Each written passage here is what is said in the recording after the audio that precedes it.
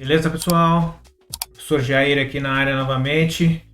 Nós vamos agora começar, meus queridinhos, a correção da Prova Paulista Seriado de 2024. Né? Nós corrigimos todas as provas de 2023, tanto a primeira aplicação como a segunda aplicação também.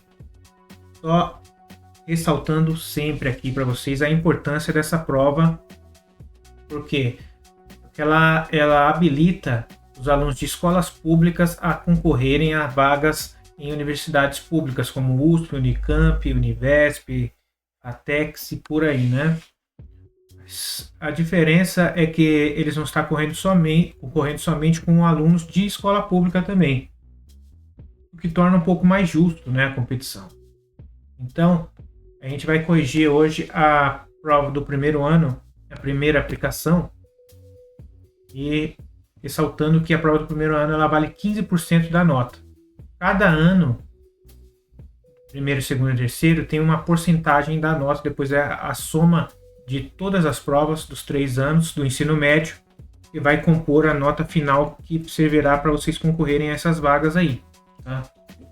Não é porque vale um pouquinho menos que ela também não é importante, porque é a somatória dos 3 anos que vai dar a nota final. Tá?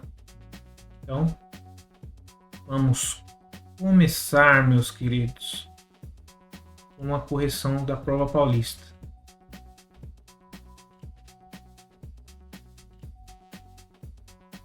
E a Provão Paulista Seriado, a parte de Química, ela começa aí na questão número 33, essa prova do primeiro ano, né?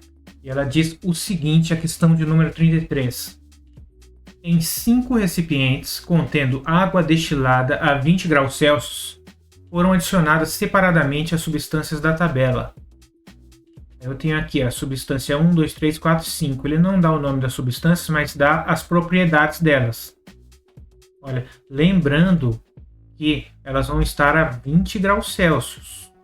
Vou pegar aqui a caneta marca-texto.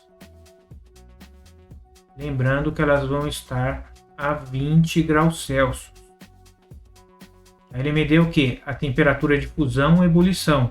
E se ela dissolve em água ou não. Se ela é solúvel ou se ela é insolúvel. Tá? Se ela é miscível ou immiscível.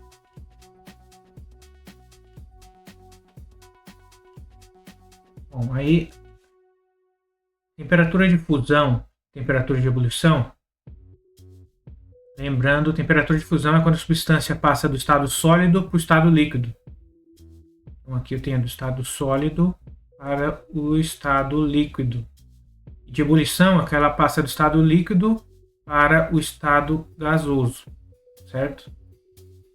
Então a 20 graus Celsius, olha só, essa substância aqui, ela já vai estar derretido. Não, ela não vai ter nem derretido e nem virado líquido nem sólido. Ela vai estar no estado sólido ainda. Por quê? Para ela derreter, ela precisa estar a 801 graus Celsius. Então aqui ela vai estar no estado sólido. Aqui também ela vai estar no estado sólido. Mas tem um porém, ó. Essa substância, mesmo ela estando no estado sólido, ela é solúvel em água. Ela dissolve em água. Se eu jogar ela na água, ela dissolve. Um exemplo disso é o sal. O sal a 20 graus Celsius, temperatura ambiente, ele está no estado sólido. Se eu jogar na água, ele dissolve, não dissolve na água? Então, ela é uma substância que vai estar no estado sólido a 20 graus Celsius, mas ela é solúvel em água. Substância 2, ela vai estar no estado sólido, mas mesmo se eu jogar na água, ela é insolúvel em água. Eu não consigo dissolver ela em água. Agora, aqui, ó, substância 3 a 20 graus Celsius, ela já vai ter derretido, só que ela não vai ter evaporado, ela vai estar no estado líquido. Tá? Ela vai ter derretido, que para derreter, ela derrete já a partir de menos 97 graus Celsius, mas ela só vai evaporar a 65 graus Celsius. Então, ela vai estar no estado líquido. A 20 graus Celsius, a substância 4, ela já vai ter derretido, mas não vai ter evaporado também, vai estar no estado líquido. E aqui, a substância 5, ela já vai ter virado gás. A 20 graus Celsius ela já vai ter derretido e já vai ter evaporado. Aí tem um porém, olha só o que ele está passando aqui. Ó. A mistura formada em um dos recipientes foi separada empregando a técnica representada na imagem a seguir. Ela foi filtrada. Ó. Tem um filtro aqui, jogou tudo aqui e filtrou. Essa técnica de separação foi usada para separar a mistura formada entre a água destilada e a substância de número. Olha. Aqui eu não vou conseguir separar, por quê? Porque ela é solúvel em água. Se eu coloco ela na água, ela dissolve. Por filtração, eu não consigo. É igual a água com sal. Eu dissolvi o sal na água, mesmo que eu filtre, o sal ele vai passar pelo filtro. Eu vou continuar tendo água salgada do outro lado. Então a primeira não vale. Na segunda, ela vai estar no estado sólido e ela não dissolve na água. Se eu passo pelo filtro, a água vai passar e o sólido vai ficar no filtro. Vai ficar aqui no filtro, aqui, ó. A segunda eu consigo separar por esse processo de filtração. Então, a segunda está correta. A 3, olhem só. A 3 ela vai estar no estado líquido. E ela é miscível na água. Então não consigo por filtração passar isso aqui. A 4 ela vai estar no estado líquido, mas ela é immiscível na água. Mas como ela vai estar no estado líquido, pode ser que ela passe pelo filtro também. Nada é garantia, por exemplo, eu tenho um solvente orgânico, sei lá, uma água raiz ou qualquer coisa, um outro solvente orgânico, e ele não se mistura com a água, só que ele passa pelo filtro. Então ele vai passar os dois pelo filtro. Então não necessariamente esse daqui, ó, ele vai funcionar. Mesma coisa é o de baixo. Esse aqui é miscível, então ele vai passar. Esse é immiscível, não garante nada. E aqui ele vai estar virado gás. Não tem, o filtro aqui é ineficiente. Se a substância já virou gás e o outro já é líquido, então não faz nem sentido isso aqui. Então é a alternativa aí do experimento 2, que é a alternativa E. A questão 33, alternativa E.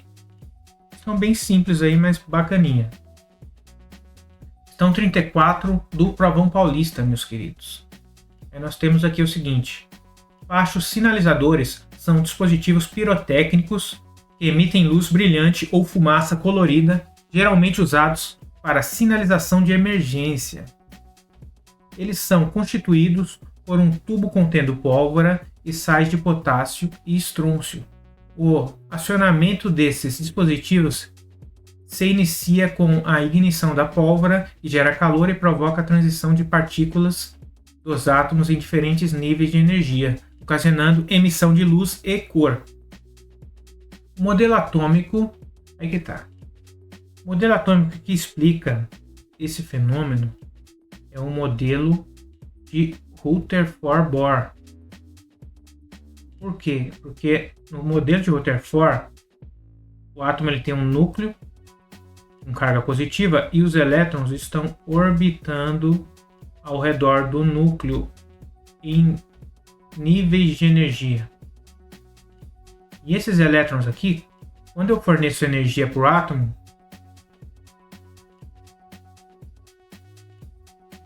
esse elétron ele faz um salto quântico, ele salta para um nível de energia mais energético. Aí o que acontece quando eu paro de fornecer energia? Por exemplo, a energia que foi fornecida pela queima da pólvora, né?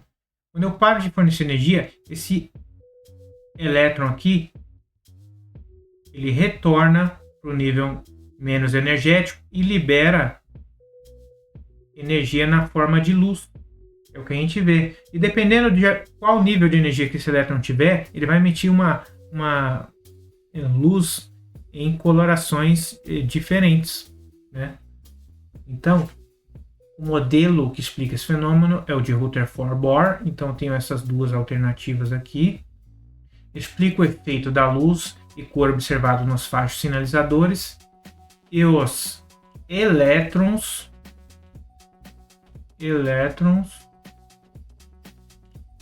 são as partículas atômicas responsáveis por esse efeito. As lacunas são corretamente preenchidas por alternativa D. Alternativa D. Prótons não tem nada a ver com esse fenômeno de emissão de luz, né? Nesse caso. Então vamos para a próxima. Próxima é bem simples, olha só. Pesquisadores desenvolvem botas, luvas e tecidos que geram calor. Podem recarregar o celular e até se transformam em tela sensível ao toque usando semicondutores em fibras têxteis. Alguns desses semicondutores empregam compostos de telúrio. A equação da reação sobre a obtenção de um desses compostos é apresentada a seguir. Eu tenho aqui o cloreto de telúrio. Eu tenho aqui o cloreto de amônio, mas só que esse X aqui indica que eu vou ter que achar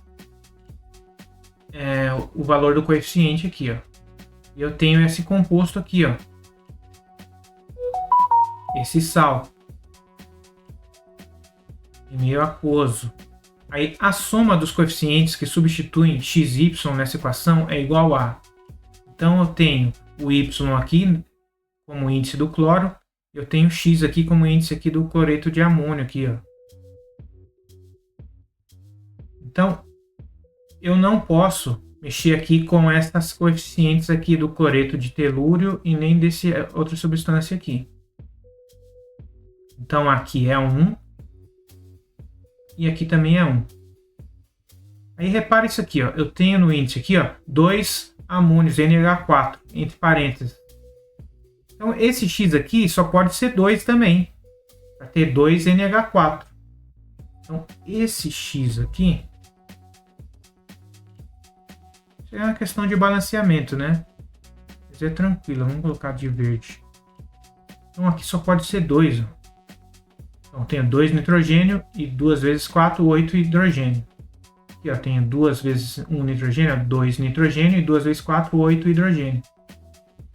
Aí quando eu coloco esse 2 na frente, ele multiplica tudo. Então eu tenho 2 cloros também. Mais os 4 cloros aqui do cloreto de telúrio e da outra substância. 4 mais 2, 6. Então, tenho 4 cloros aqui. Mais 2 vezes 1, 2. Então tenho mais 2 aqui. Somando esses 2 eu tenho 6 cloros. E aqui esse Y, para eu ter 6 também, esse Y só pode ser 6 também. Então o X aqui é 2 e o Y aqui é 6. Aí a soma dos números, 2 mais 6, é igual a 8. Então nós temos aí a alternativa B como a correta. Tá? Bem simples, balanceamento por tentativa e a gente resolvia. Bem tranquilo a questão de número 35. Vamos agora para a questão de número 36. Ela diz o seguinte: uma embalagem de leite em pó apresenta no rótulo a informação da composição nutricional e o modo de preparo. Aí eu tenho aqui, porção 2 colheres, medidoras, quantidade por porção. Eu tenho aqui cálcio. Essas 2 colheres têm uma quantidade de 380 miligramas. E elas são colocadas em 200 ml de água. Então eu tenho 280 miligramas por 200 ml de água. E ele faz o seguinte: ele quer a concentração em grama por litro. Então se ele quer a concentração em grama por litro, aqui, ó, eu tenho que converter esse miligrama para grama e esse ml para litro. Fazendo isso, nós temos o seguinte: 380 miligramas, dividindo isso por 1000, isso aqui dá 0,38 gramas. E 200 ml dividindo por 1000 vou ter 0,2 litro. Então, como é que eu acho a concentração? Se eu tenho gramas, se eu tenho litro aqui, é só dividir. Eu acho, a concentração é igual a 0,38 gramas dividido por 0,2 litro. Esse valor aqui, essa conta, se fosse 0,1, aí era só passar uma vírgula aqui, ia ficar 3,8, né? Como tem 0,2 aqui dividindo, isso aqui vai me dar 1,9 gramas por litro. Vamos conferir. Conferir aqui na nossa calculation. Olha que maravilha. 0,38 dividido por 0,2. 0,38 dividido por 0,2 é igual a 1,9, tá vendo? Quando eu divido por 0,1, só mostrando para vocês, 0,38 dividido por 0,1.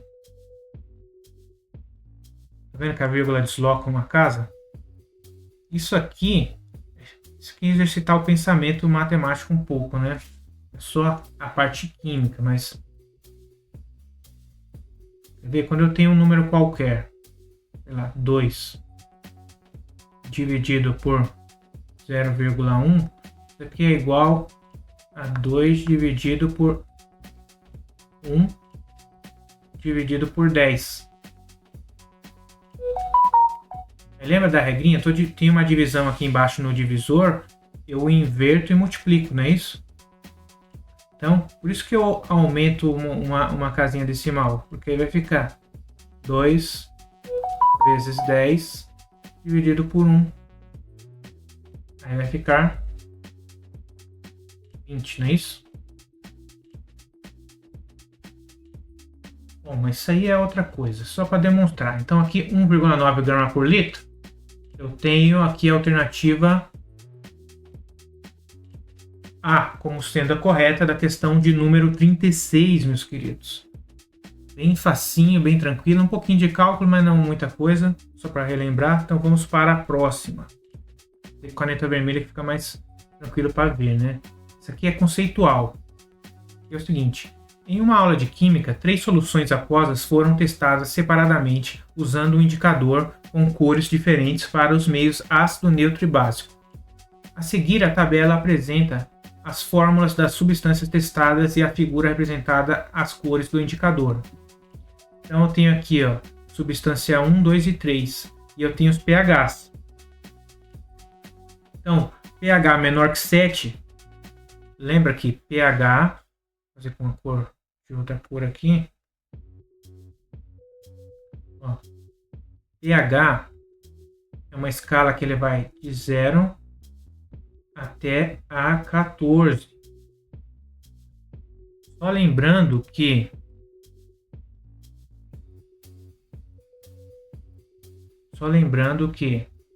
quando a substância ela tem o pH menor que 7, ela é ácida.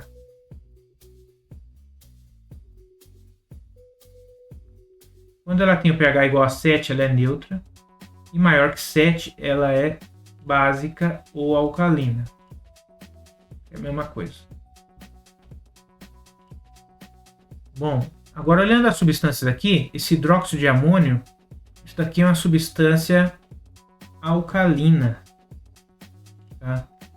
Então, se ela é uma substância alcalina, se é uma base, então ela vai ter o pH maior que 7. Então aqui eu tenho a substância 1. Se o pH é igual a 7, vamos ver qual que é a substância. Esse HNO3, isso aqui é ácido nítrico, é hidróxido de amônio, uma base, isso aqui é ácido nítrico. Quando eu jogo HNO3, ele libera em H+. Então é o seguinte, Ele libera H+.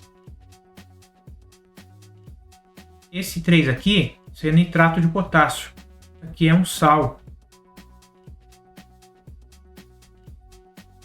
Ele, em água, ele vai liberar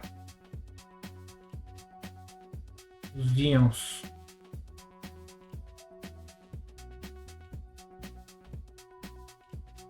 H+ e NO3-. Então isso aqui é um sal, tem um pH neutro. Aqui é um ácido e o de cima, o NH4, OH, ele vai liberar a hidroxila.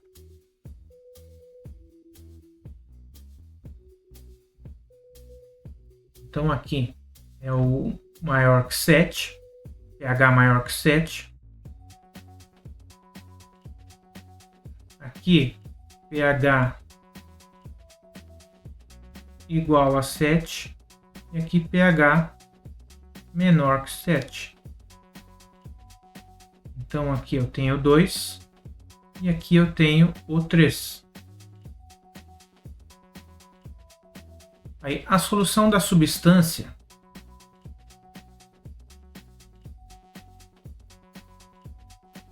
certo. A seguir, a tabela apresenta fórmulas das substâncias testadas e a figura representada representa as cores do indicador. A solução da substância 2 apresentou cor verde. Porque é um sal. Não. 2 é um ácido. 1 apresentou a cor amarela. Não, porque é um ácido. Não, A1 é uma base. 2 apresentou a cor azul. Porque é um óxido. Não. 3 apresentou a cor azul. Porque é uma base. Não. A gente viu que o 3 apresentou a cor verde. 2 apresentou a cor amarela porque é um ácido. Correto. Então nós temos a alternativa E como sendo a correta. Beleza? Facinho isso daí, questão de pH, tranquilo, conceitual, sem muita novidade. Vamos para a próxima, questão de número 38. Aí nós temos aí sobre ciclos biogeoquímicos. Isso aí sempre cai, né? Então, os ciclos biogeoquímicos desempenham papéis essenciais nos ecossistemas, envolvendo processos que garantem a reciclagem de elementos na natureza. Aí nós temos que identificar aqui e tentar encaixar aquelas substâncias ali nos ciclos. Aí tem aqui, ó, o ciclo do aí, elemento tal, né? Tem a ação das bactérias na transformação de sua forma elementar gasosa em íons e moléculas essenciais para a produção de proteínas. Lembrando que as proteínas são os famosos o quê? Aminoácidos, né? Então, amino que tem a função amina e a função ácido carboxílico, né? Então tem nitrogênio aí. Então, se tem o nitrogênio, nós estamos falando do ciclo do nitrogênio. E como é que ele entra? Na forma gasosa lá, eu tenho o N2 na atmosfera. Ele, através de bactérias, igual aqui está falando, ele é introduzido na cadeia alimentar e vão ser essenciais na produção dos aminoácidos, das proteínas para os organismos. Então, o primeiro aqui é ciclo do nitrogênio. O segundo, o ciclo do elemento tal tem a participação de ações antropogênicas. Antropogênica causada pelo homem, tá? Em reações de combustão. Aqui não precisa nem falar, né? Reação de combustão, ciclo do carbono.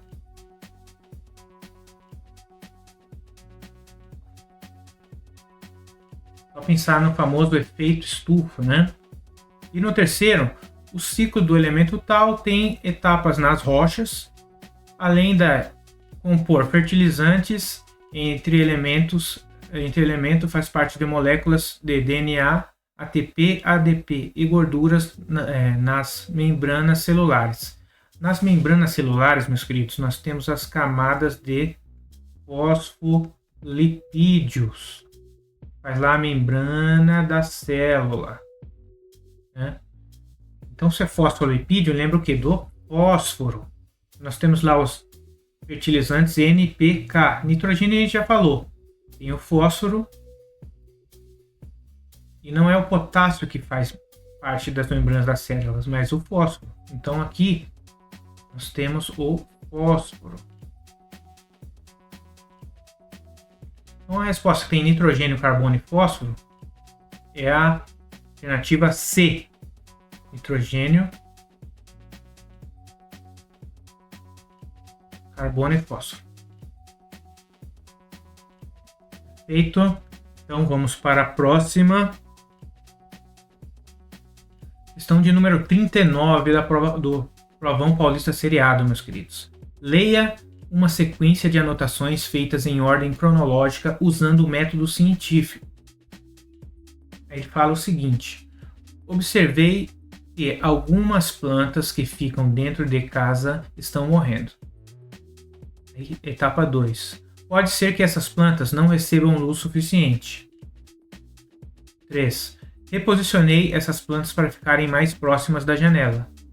4. Observei que algumas delas passaram a se desenvolver melhor perto da janela. 5. A luminosidade deve ser um dos fatores que afetam o bom desenvolvimento das plantas.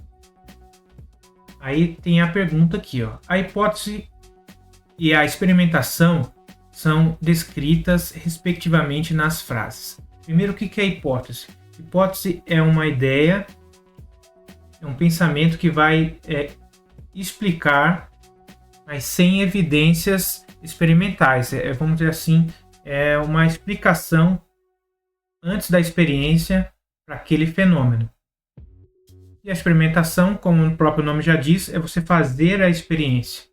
Então, olha só. Na etapa número 1, ele não levantou hipótese nenhuma, ele só viu qual era o problema. As plantas estão morrendo. Na etapa número 2, pode ser que essas plantas não recebam luz suficiente. A etapa número 2 é uma hipótese. E a etapa número 3, reposicionei essas plantas para ficarem mais próximas da janela. Aqui ele realizou uma experiência. Ele foi lá e mexeu na planta e colocou mais próximo da janela. Na etapa número 4, observei que algumas delas passaram aqui, ó. Aqui já está na análise. E aqui é vamos dizer assim, a finalização, né? Ele prestou atenção e o que aconteceu. Então, as etapas descritas aqui como hipótese de experimentação, etapa número 2 e 3, que é a alternativa D da questão número 39. Tem a ver com o método científico, tudo bem? Está bem fácil também, bem tranquila. Vamos agora para a questão de número 40, que é a última, né? É a questão de pictogramas. Na embalagem de um produto de uso doméstico, há o pictograma de segurança a seguir. Aí nesse pictograma o que eu tenho? Eu tenho substâncias químicas, elas estão caindo em um material e na mão e tem ali a forma o quê? Que ela está corroendo, né? É uma substância corrosiva. Ela não é inflamável, mas ela é corrosiva. Aí esse pictograma sinaliza que o produto contido na embalagem é corrosivo e deve ser manuseado com luvas? Com certeza. Inflamável e pega fogo em contato com a superfície? Não, o pictograma não está falando isso. Inflamável e reage com a superfície das luvas? Também não, não está falando que ele é inflamável, senão estaria um foguinho ali. Muito volátil? Também não. Ele é muito volátil, deve ser manuseado com luvas, aí vocês estão de brincadeira. Muito volátil quer dizer que ele evapora com facilidade, aí a luva não vai ter muita eficácia, né? Então teria que ser uma máscara, algo do tipo. Corrosível e pega fogo em contato com a superfície, não está falando nada de fogo, está falando que ele é corrosivo, mas não que ele pegue fogo. Então aqui é a alternativa A, que é a correta. Como sempre, meus queridos, Sempre voltamos para onde? Exercício. Vamos para a biblioteca, moleque. Vamos fazer exercício. Senão, a gente não consegue absorver nada. A gente pode ter o melhor professor do mundo, meus queridos. Se não fizer exercício, não adianta nada. Então, essa etapa aqui eu acho que é a mais importante, que é o quê? Você voltar no material, ler, fazer exercício, porque senão vai entrar por aqui, sair por aqui. Agora, finalizando, acho que essa prova paulista do primeiro ano, ela foi até relativamente fácil, viu, meus queridos? Então não precisa, é o que eu falei, é uma chance imensa que vocês têm de entrar na universidade, vocês estudando um pouquinho, prestando atenção, fazendo exercício, a gente consegue ter um resultado fantástico e competir de igual para igual, tentando entrar na universidade pública, beleza?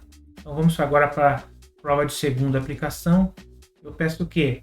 Deem um like aí se gostaram, se inscrevam no canal. Então, tchau, tchau. Até a próxima, meus queridos.